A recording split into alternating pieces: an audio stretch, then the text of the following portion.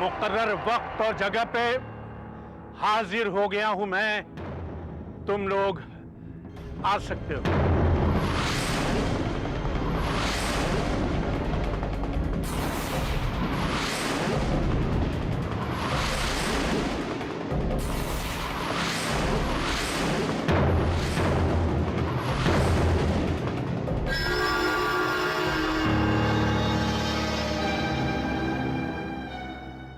अस्सलाम वालेकुम काजी साहब। वालेकुम अस्सलाम। इंसानों की दुनिया में तुम लोगों का खैर मकदम है। शुक्रिया काजी साहब। तुम लोगों के वालिदैन के इसरार पर मैं तुम लोगों को दीन और दुनिया की तालीम देने पर राजी हो गया हूं। मैं चाहता तो तुम लोगों को अपने चिल्लगाह में भी बुला सकता था, लेकिन वहां ले जाकर तालीम शुरू करने से पहले मैं तुम लोगों से कुछ मुआहदे करना चाहता हूँ। कैसे मुआहदे काजी साहब? ये तुम लोग अच्छी तरह जानते हो कि अल्लाह ने इस दुनिया में दो मखलूक ऐसी बनाई है जो अशरफ है, एक इंसान और दूसरा जिन्नात, और दोनों के लिए अलग अलग उसूल और जीने का तरीका भी बनाया है उसने। जी काजी साहब, हम इस बात से अनजान नहीं हैं। तुम सब के लिए ये जान लेना बहुत जरूरी है कि तुम्हारी हदें क्या होंगी। तुम लोग किसी भी इंसान के जाती मामलात में या उसकी जिंदगी में कोई दिलचस्पी नहीं दिखलाओगे। अपनी ताकत और सलाहियतों का बेजा इस्तेमाल नहीं करोगे, और कुदरत के खिलाफ जब भी कोई खड़ा हुआ है उसका अंजाम सिवाय बर्बादी के और कुछ नहीं हुआ।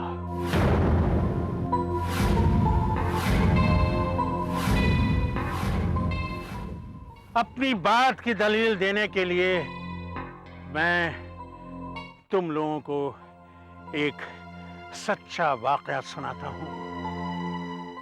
आज से तकरीबन 17 साल पहले एक जिनजाद रेशम अपनी दुनिया से हम इंसानों की दुनिया में आई, और एक इंसान जिसका नाम शाहिद था उसे दिल दे बैठी, और यहीं से शुरू हुआ दोनों की बदकिस्मती का सिलसिला।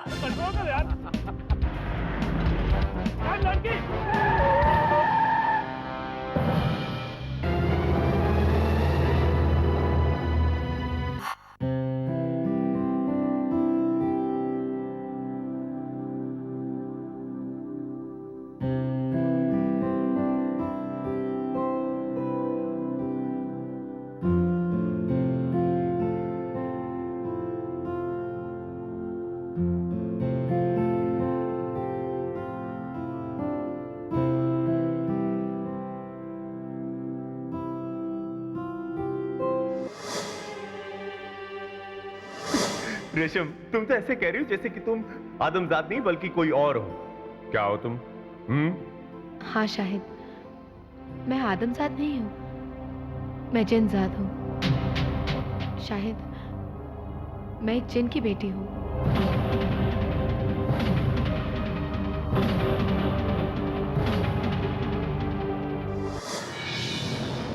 शाहिद बेटा, जी ये लो, अंगूठी पहनाकर मांगने की रस्म पूरी करो। जी जरूर।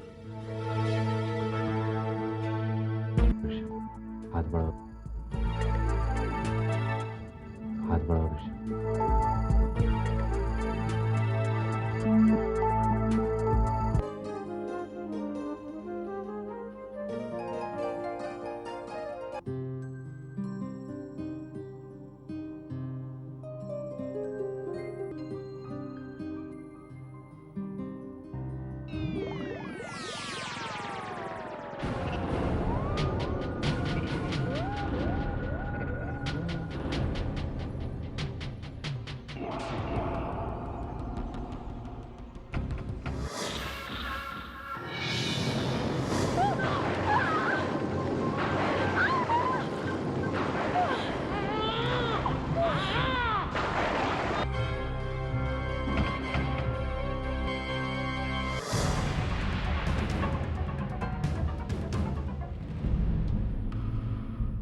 उम्मीद है तुम लोग मेरी बात को समझ गए होगे।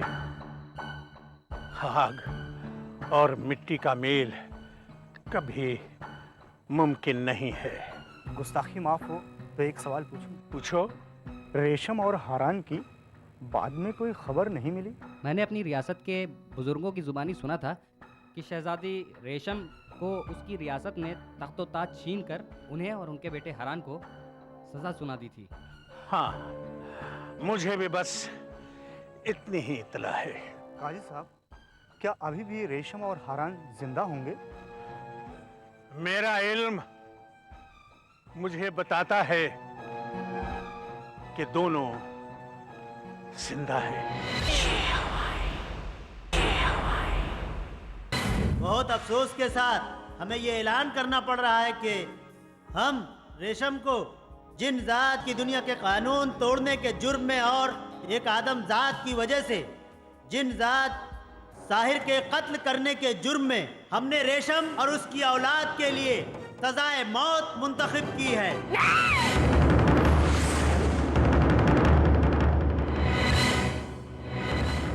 और एक राय होकर यह भी तय पाया गया है कि रेशम के बाद इस रियासत के तख्तो ताज की जिम्मेदारी जनाब सकूरा अजलबाश के सुपुर्द कर दी जाए।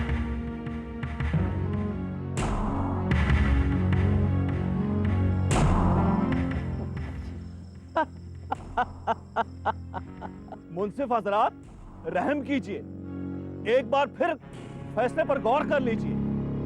इस रियासत का हाल बहुत बुरा हो जाएगा।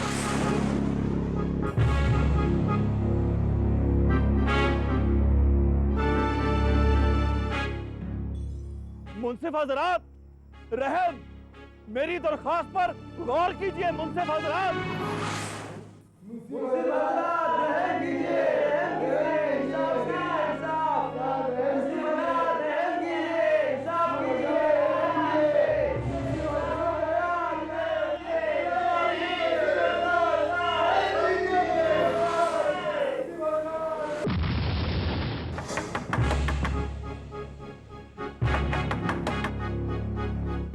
आ रही हूँ।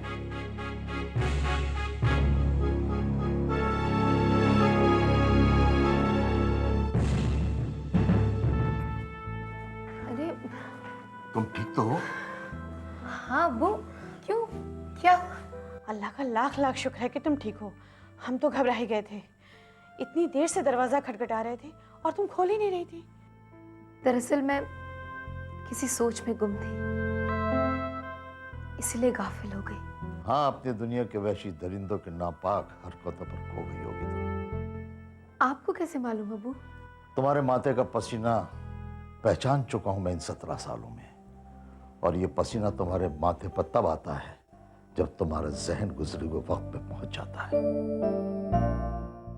आखिर कब तक अपने ख्वाब ख्यालों में इन खौफनाक मंजरों को जिंदा रखकर परेशान होती रहोगी?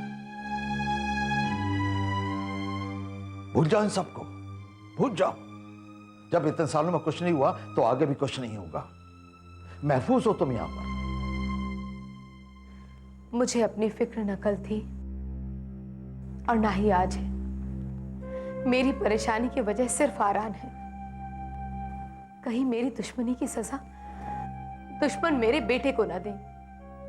और वैसे भी हारान की ताकतों से जिन और शैतान दोनों वाकिफ हैं। कहीं हारान का खौफ उन्हें धोखे से हारान को नुकसान पहुंचाने पर आमादा ना कर दे। बेटी, हारान को कुछ नहीं होगा। अल्लाह अपने नेक बंदों की हिफाजत खुद करता है। और हमारा हारान माशाअल्लाह, वो तो निहायत ही सादतमंद और सच्चा इंसान है। अब हारान का जिक्र होता रहेगा या हम लोगों को उसे एयरपोर्ट लेने चलना है, हैं? और मैं तो तुम्हें तैयार होने के लिए कह गया था ना। अब्बू, तैयार होने के लिए तो कहा था आपने, लेकिन अभी 3 घंटे बाकी है उसकी फ्लाइट आने में। ओह, देखो ना, हारान के आने की खुशी में मैं कितना बौखला गया। वक्त का भी मुझे ख्याल नहीं रहा। ये कमबख्त वक्त गुजरता क्यों नहीं? वक्त अपनी रफ्तार पे है। दरअसल हारान को देखने के लिए हमारी आंखें इतनी तरस रही हैं कि हमसे ही सब्र नहीं हो रहा। जब से आप लोग मिले हैं हमारी बदनसीबी खुशनसीबी में तब्दील हो गई है। कभी कभी सोचती हूँ मम्मी, अगर आप लोग ना मिले होते तो क्या होता, कितने अकेले हो जाते हम। सुनो बेटा, तुमसे ज्यादा खुश नसीब तो हम हैं कि हमारी बेटी और हमारा नवासा हमारे पास है ना? हमारे अब्बू ठीक कह रहे हैं बेटी।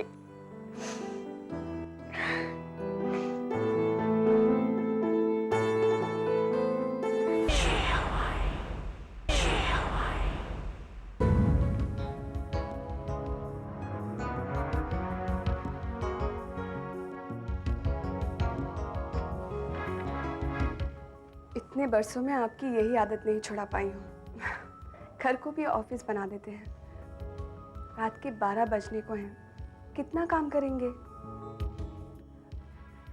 ये मत भूलो नीलू, इसी काम की वजह से हमने सोसाइटी में इतना नाम, इज्जत और शोहरत कमाई है। बगैर काम के क्या इतना बड़ा बिजनेस एम्पायर खड़ा हो सकता था? I am proud of you, लेकिन इसका मतलब ये नहीं कि अपनी सेहत बिगाड़ लें आप। आखिर मुझे भी तो आपका वक्त चाहिए।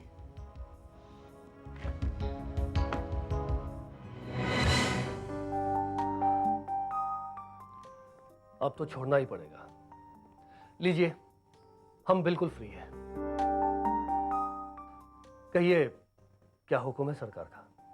दरअसल आई एम वेरी एक्साइटेड। इतने अरसे के बाद हमारी बेटी यूके से पढ़ाई पूरी करके आ रही है। हमारी बेटी नाजिया के आने की खुशी मैं आपके साथ शेयर करना चाह रही थी। नीलू, सही कहते हैं लोग कि अल्लाह के घर देर है अंधेर है। तमाम मुसीबतों के बाद अल्लाह ने आपकी शक्ल में मुझे ऐसी खुशनसीबी दी कि मेरी जिंदगी संवर गई। नाजिया की परवरिश आपने अपनी बेटी सादिया से बढ़कर की। उसे कभी ये एहसास नहीं होने दिया कि उसकी मां कोई और है। दोनों बहनों के बीच जो बेपनाह मोहब्बत की डोर बंधी है, उसका सेहरा भी आपको जाता है। आपने भी कुछ कम नहीं किया है हमारी बेटियों के लिए। उनकी छोटी से छोटी, बड़ी से बड़ी हर मुराद को पूरा किया है आपने। उन्हें लड़कियों की तरह नहीं, बल्कि लड़कों की तरह पाला है आपने। मेरी बेटियां मेरे लिए बेटों से कम नहीं है। अल्लाह उन्हें हर गम, हर परेशानी से दूर रखे। आमीन। ये लाइट को क्या हुआ? मुझे भी ताज्जुब हो रहा है। पहली बार ऐसा हुआ है, मुझे तो डर लग रहा है। आप घबरा क्यों रही है? मैं हूं ना। आओ, हॉल में देखते हैं।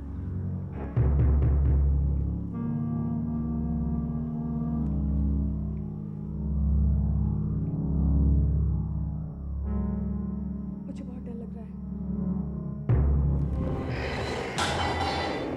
कौन है वहां पर? कौन है? प्लीज आप मत जाइए, मुझे डर लग रहा है। आप घबराइए मत, मुझे कुछ नहीं होगा। मैं देखता हूं वहां कौन है। कौन है भाई? वो देखिए, वहां। कौन है वहां पर? मैं पूछता हूं, कौन है वहां पर?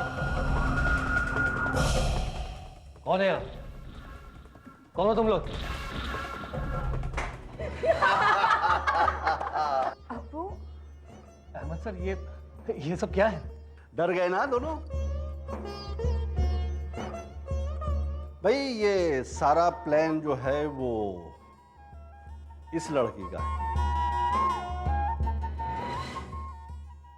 क्यों डर गए ना? कौन है, कहाँ है? कितनी आसानी से मैंने आप दोनों को बकरा बना दिया। मगर ये सब क्यों? सिर्फ हमें डराने के लिए? अरे भाई उधर तो देखो।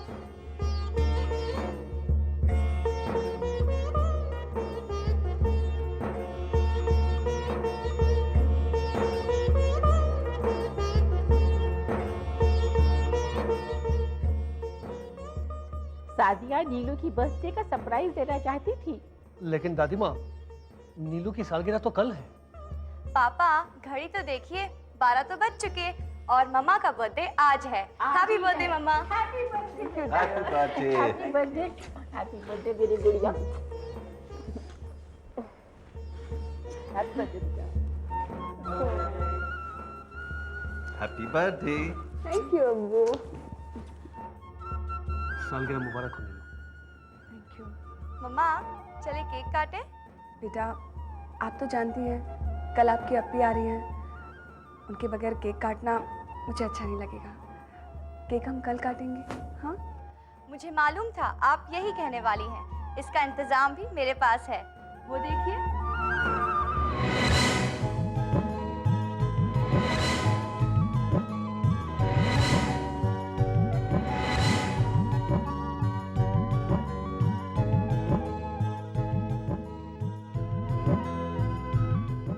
बॉबी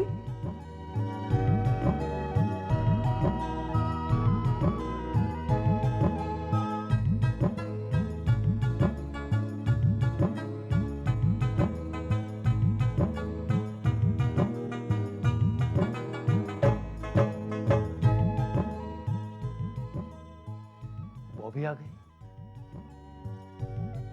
मामा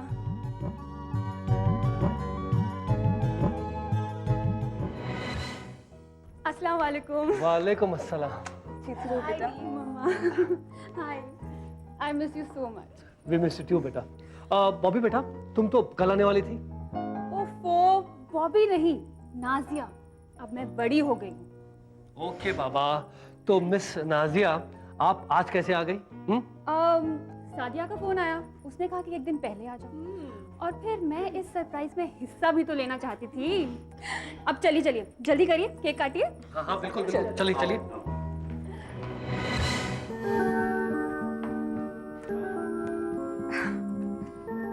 बेटे ये आ जाओ।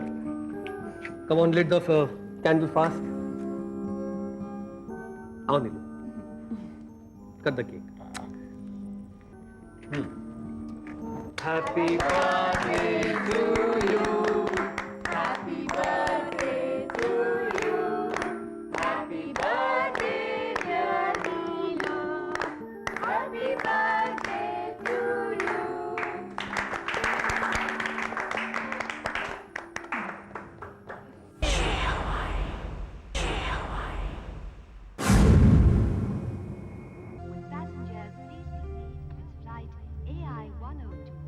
ये आपने बहुत अच्छा किया साहब, पढ़ाई पूरी करके लंदन छोड़कर इंडिया वापस आ गए, वरना हमारे देश के नौजवानों का तो दिमाग खराब हो गया। पढ़ाई यहाँ से पूरी करके पैसा कमाने के लालच में हमें भी ऑफर मिला था साहब कनाडा में टैक्सी चलाने का, हमने तो साफ मना कर दिया। अब जो मज़ा और सुकून यहाँ की चटनी रोटी में है वो वहाँ के बड़े बड़े पकवानों में कहाँ है साहब।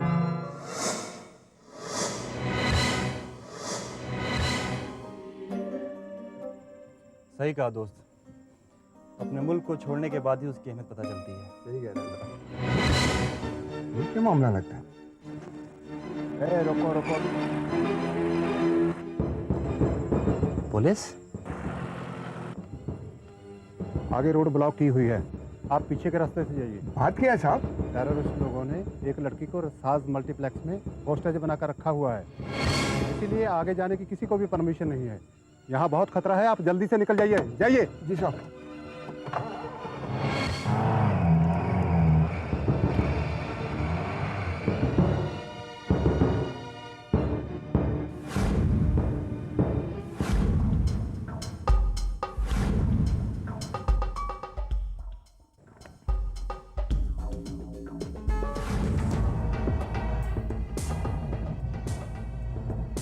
मैंने कहा गाड़ी रोको। हाँ सर। तुम ये रुको, मैं भी आता हूँ। साहब, साहब उधर बजिए साहब, साहब उधर खतरा है साहब, साहब।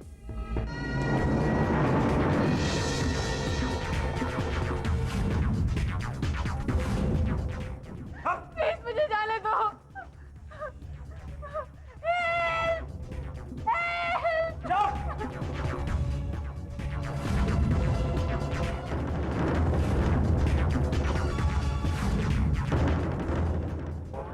वो शख्स, वो टेप करो जल्दी से कैमरे में लो उसको, जल्दी से लो प्लीज।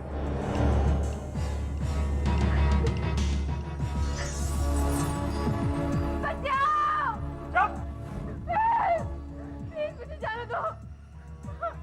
चलो पीछे हटो, चलो चलो। हवलदार पीछे करो इन्हें, पीछे चलो, पीछे हटो, पीछे पीछे।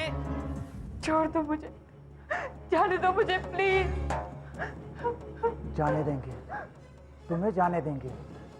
पहले सरकार हमारे साथियों को छोड़ दे, रिहा कर दे, उसके बाद तुम्हें जाने देंगे। खड़े रहो। ये सब क्या हो रहा है इंस्पेक्टर साहब? कुछ उग्रवादियों ने एक लड़की को अपने कब्जे में ले लिया है, अपनी मांगे मनवाने की कोशिश कर रहे हैं।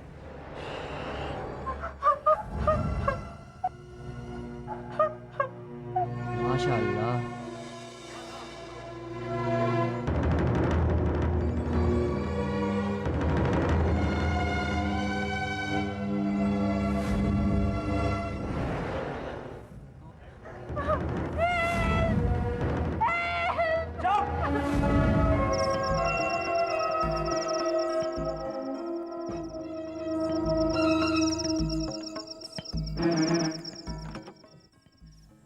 चला डॉक्टर साहब?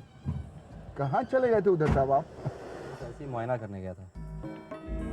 कमाल करते हैं सब, यहाँ बड़े बड़े सुरमा जाने की हिम्मत नहीं कर रहे हैं, वहाँ का मुआयना करने चले गए।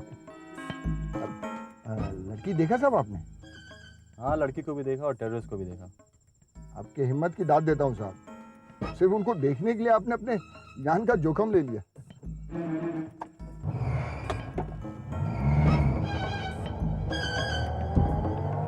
क्या लगता है साहब आपको, क्या लड़की के बचने का चांस है? कुछ नहीं होगा लड़की को।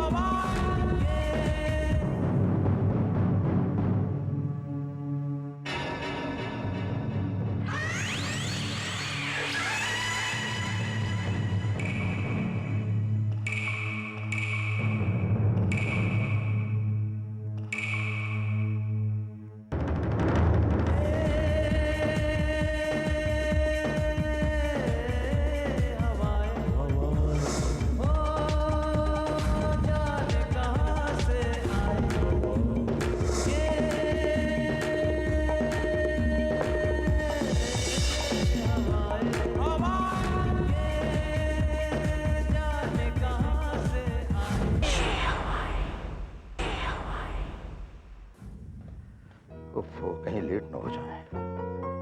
रुकैया, रेशम, अरे भाई कहाँ हो? अरे फ्लाइट आने का टाइम हो गया बाबा, लेट ना हो जाए यार। ये औरतें भी बड़ा टाइम लगाती हैं। कहाँ हो? चलिए, हम रेडी हैं। हाँ तो मैं देख रहा हूँ रेडी हो। पता नहीं तुम औरतों को तैयार होने में टाइम क्यों लगता है यार। अब चलिए भी, ताने हारान के सामने दीजिएगा और मजा आएगा। चलो ठीक, एक सेकंड, इसको भी अभी आना था। हेलो, वालेकुम सलाम। हाँ अच्छा, हाँ अच्छा अच्छा, पहचान गया, मैं पहचान गया जी। हाँ ओके, मैं देखता हूँ अभी। एक सेकंड प्लीज। टीवी पर लाइव टेलीकास्ट आ रहा है, कुछ टेररिस्टों ने एक लड़की को बम बना दिया है। ना मालूम कौन बहादुर लड़का उसको बचाने की कोशिश कर रहा है। अब इनको देर नहीं हो रही है।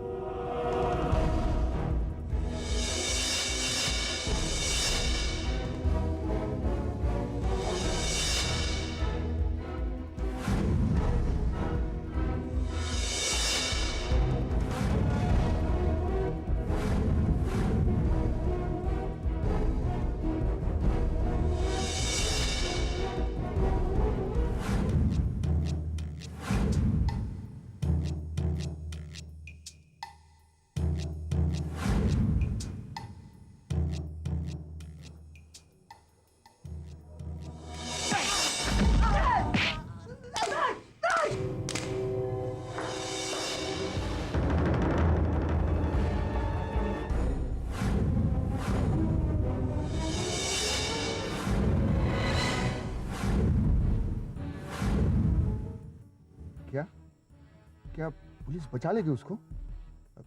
कुछ और भी देखा साहब आपने? पुलिस तो नहीं, हाँ कोई ना कोई बचा ही लेगा उसको। अजीब आदमी है, इससे ज्यादा बात करना ठीक नहीं, खामोश रहना ही बेहतर है।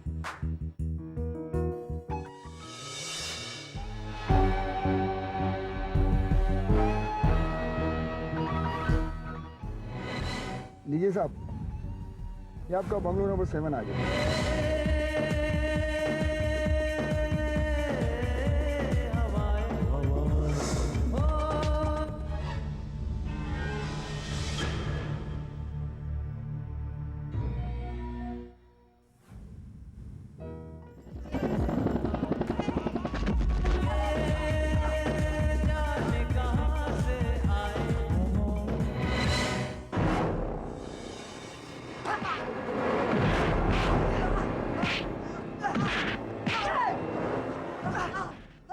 कौन है ये बहादुर इंसान? जो भी है देशभक्त है। सही काम कर रहा है। हमारा काम ये कर रहा है, बताओ।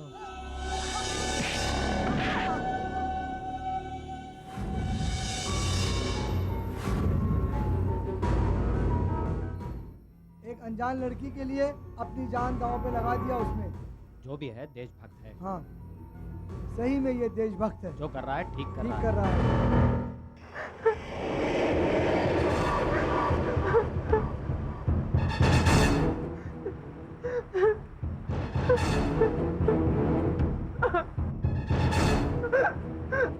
तुम सब मारे जाओगे, छोड़ दो लड़की को।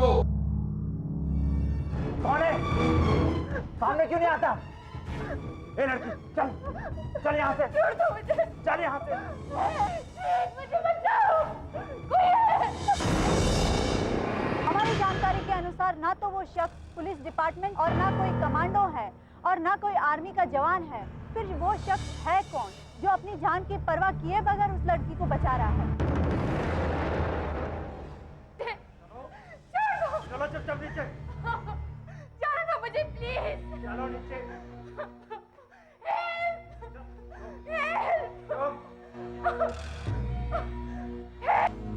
जाने दो मुझे। गोली मार दूंगा मैं।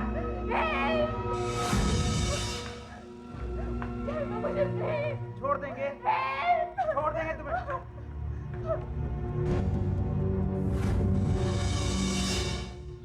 हाँ सर, एक शख्स है जिसने 2 टेस्ट को खत्म किया और एक को काबू में कर रखा है।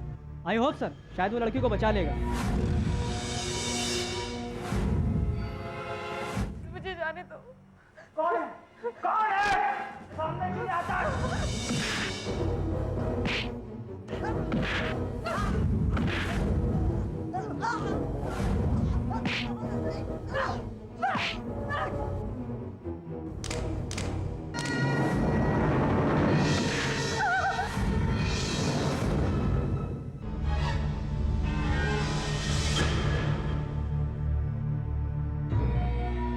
आप परेशान मत होइए, कुछ नहीं होगा आपको।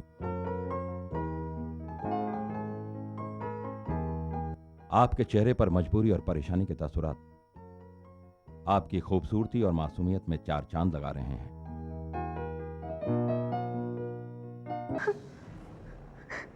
नहीं,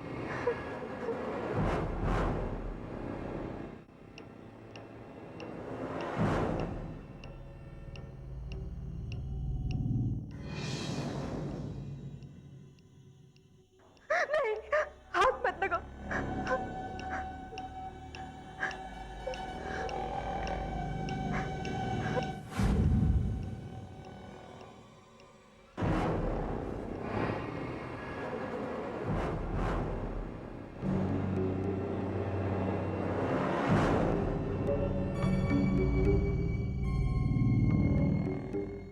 अरे, आप इन टेररिस्ट के मरने पर रो रही हैं? मुझे पहले पता होता तो मैं इन्हें नहीं मारता। I am so sorry. I am so sorry. चलो आओ। कौन है आप? हवा हवा हवा। पुलिस आ गई।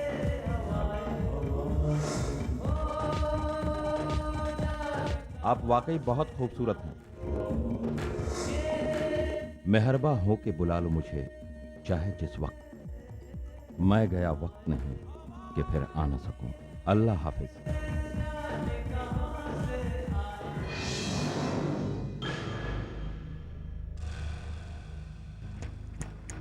आप ठीक तो हैं मैडम?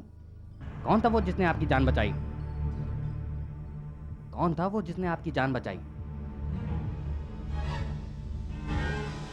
हवा। हवा?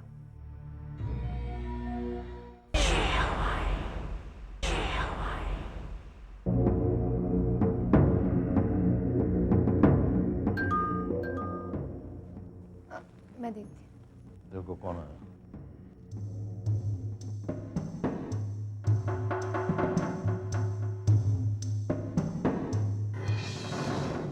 अस्सलाम वालेकुम।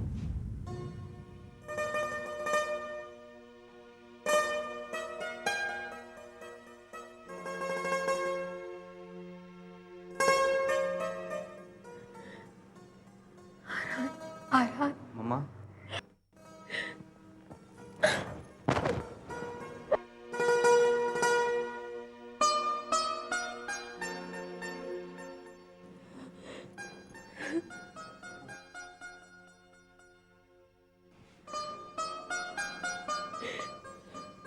मैं आ गया हूँ मम्मा। हरान। अरे हरान। नानू। नाना जाने। अरे मेरा शेर आ गया। जीता रहे।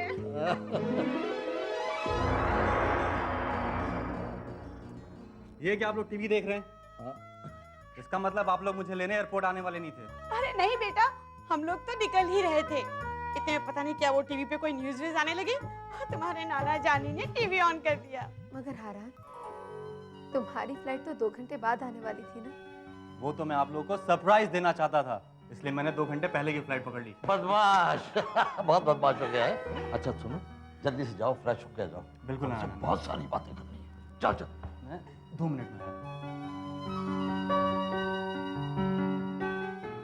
देखा, आरान के आते से ऐसा लगा जैसे घर में खुशियां आ गई हों, जिंदगी आ गई हो। अरे तुम लोग खड़ी खड़ी क्या देख रही हो? अरे जाओ, खाना लगाओ, जो जो बनाया सब टेबल पे लगा दो। जाओ जल्दी जाओ। हमें भी फिक्र है। चल बहुत बेटी। फिक्र मेरे जिगर का टुकड़ा, मेरा नवासा। चलो भाई, बहुत हुआ, अब सोया जाए। कोई कहीं नहीं जाएगा। मुझे सबसे एक जरूरी मसले पर बात करनी है। बात तो कल भी हो सकती है अम्मी। नहीं, बात अभी होगी। सुहेल रात तक काम करता है, तुम देर रात तक किताबें पढ़ते रहते हो। सादिया रात के 2-3 बजे तक कंप्यूटर पर बैठी रहती है, और जब मैं बात करना चाहती हूँ तो टाल के कहती हूँ कल बात होगी। फंस गए नानू। अब आप बताइए, इस बात का कोई जवाब है आपके पास? नहीं भाई, वाकई कोई डाउट नहीं है। कहिए क्या बात है अम्मी? सुहेल, शादी के रिश्ते के लिए जिन लोगों का फोन आया था उनसे बात की तुमने? जी हाँ दादी, वो लोग कल आ रहे थे।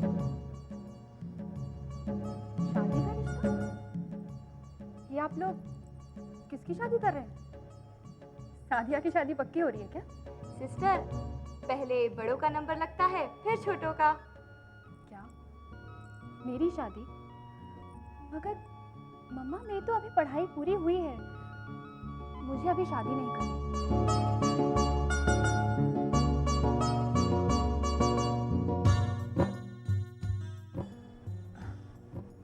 कौन कर रहा है तुम्हारी शादी? वो लोग तुम्हें देखना चाहते थे, इसलिए हमने बुला लिया। तुम लड़का देख लो, अगर तुम्हें पसंद आता है तभी हम शादी फिक्स करेंगे, और जब तक तुम नहीं चाहोगी तुम्हारी शादी नहीं होगी। ओके? सिर्फ अप्पी के अप्रूव करने से कुछ नहीं होगा, मैं अप्रूव करूंगी तभी शादी होगी। अरे बेटा, एक बार मिल तो लो, हम तुम्हारी मर्जी के खिलाफ कुछ भी नहीं करेंगे। आप लोग जानते हैं कि मैं आपकी बात नहीं टाल सकती।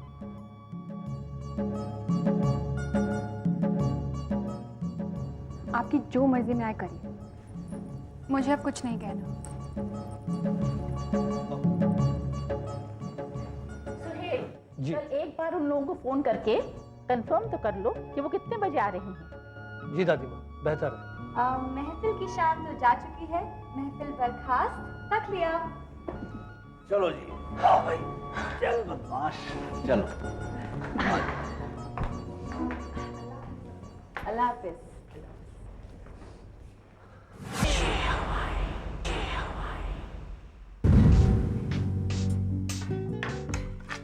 ये लो बेटी, मेरे हारान की पसंद का। अरे अरे, ये खाना यहाँ क्यों लगाया यार? वहाँ लगाना चाहिए ना, डाइनिंग टेबल पे। आपने तो कहा था ना कि जरा जल्दी लगा दो, तो मैंने यही लगा दिया, और सोचा अपने बेटे को गर्मा गर्म रोटियां बना के यही हाथ के हाथ खिलाती जाऊंगी।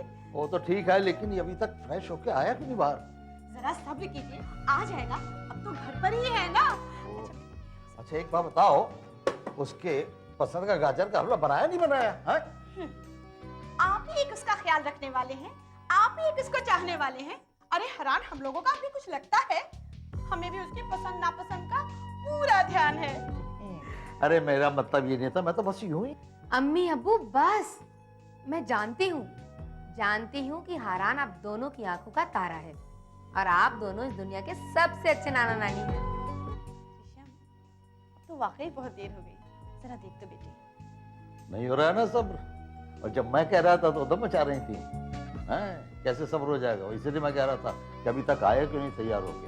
आपके हारान को मैं बुला के लाती हूँ। ठीक है। अरे देखने तो सही, टेस्ट करके कैसा बना है।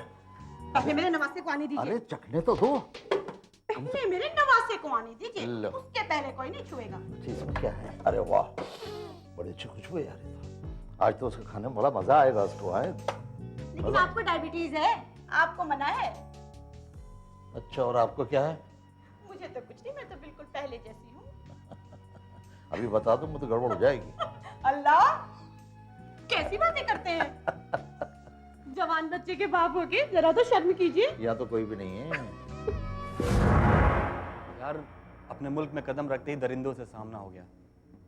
समझ में नहीं आता लोग बेवजह किसी की जान के दुश्मन क्यों हो जाते हैं। उस मासूम की जिंदगी से खेलते हुए उन्हें जरा भी तरस नहीं आया। यार, उसका चेहरा मेरी आंखों में नक्श कर गया है।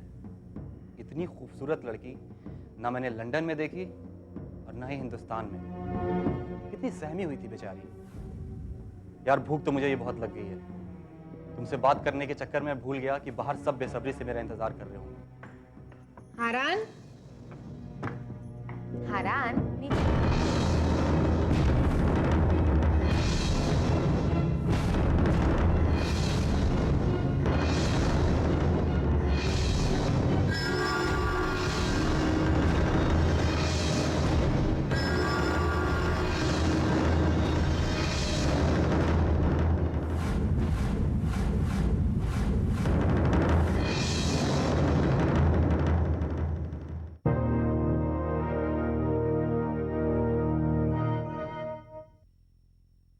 शहजादी साहबा, मैं आपको एक बार फिर समझा रहा हूँ, सकूरा की हुकूमत में रियासत में बहुत बदचलनी पैदा हो गई है। तुम नहीं जानते कितना सुकून और कितनी राहत मिली है मुझे तुम्हें देखकर। जब शय नापाक हो तो उसके इरादे कैसे पाक हो सकते हैं? मेरी बेटी को तुम छोड़ दो, तुम जो कहोगे मैं करने को तैयार हूँ। लड़कियां चाहे कितना भी तरक्की कर ले, कितना भी पढ़ लिख जाएं, लेकिन फिर भी वो ऐसे मौके पे नर्वस हो जाती हैं।